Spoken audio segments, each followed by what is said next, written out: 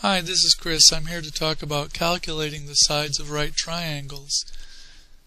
This is from Mathematics for Machine Technology, Unit 60 by Robert D. Smith. I'm an instructor at Shoreline Community College. Determining the length of any sides of an angle, you just need one of the angles and the length of one of the sides in order to determine the other sides using the trigonometric functions sine, cosine, or tangent. So given right triangle CDB, sides A, the adjacent, or O, the opposite, shown in green, or the hypotenuse H, shown in blue, can be determined given one of the angles, either C or B, and the length of one of those sides, the adjacent, side of opposite, or the hypotenuse. For the trigonometric functions, the three sides, side opposite, side adjacent, and hypotenuse, depending on which angle we're working with. The hypotenuse is always the same, the one across from the right triangle, the right angle, the longest side. The adjacent side depends on whether we're using angle C or angle B. If it's angle C, the adjacent is line CD, which is the one that's next to the angle C. It forms one side of angle C.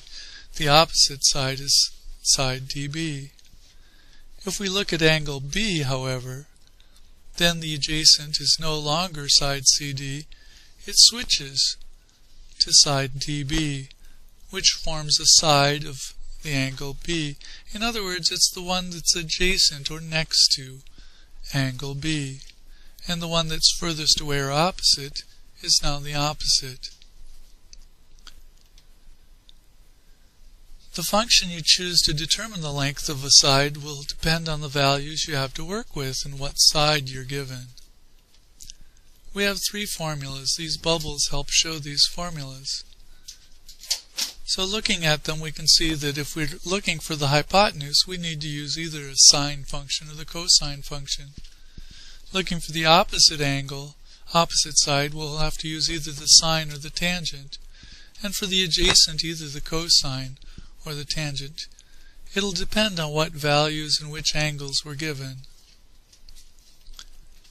So, what's the length of side DB given angle BCD is 63.44 degrees and the hypotenuse is 2.236. So in this case, we're given the values of the hypotenuse and the angle, and we're asked for the side DB, which is the opposite side.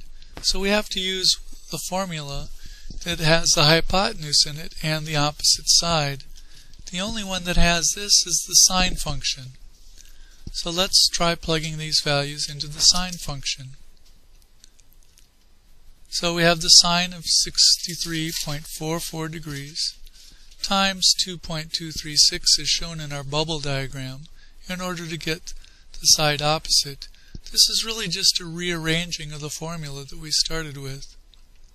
So the sine of 63.44 degrees is 0.89445 as determined from the sine table or by using our calculator's sine function. And the hypotenuse is 2.236, so we multiply the two together and we find that the opposite side is 2.0. And that's our angle. How about if we're given that side CD and the angle BCD is 63.4 degrees. The hypotenuse once again is 2.237.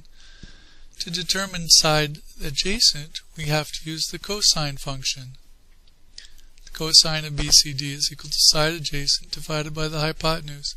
Since we have the cosine, the angle, and the hypotenuse, we use the hypotenuse times the cosine equal to the side adjacent.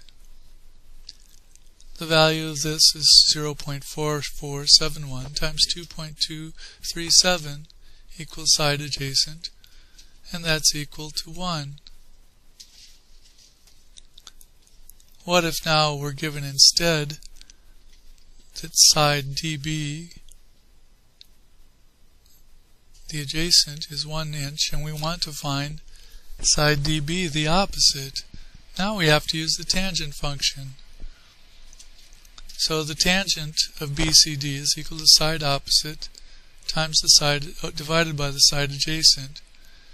Now rearranging that formula and looking at our bubble diagram, we'll see that the tangent times the side adjacent is equal to the side opposite. So in this case, the tangent of 6.344, or 2, times 1 is equal to the side opposite. So the side opposite is equal to 2. That's the end of this lesson. I hope you enjoyed it. Thanks for joining us.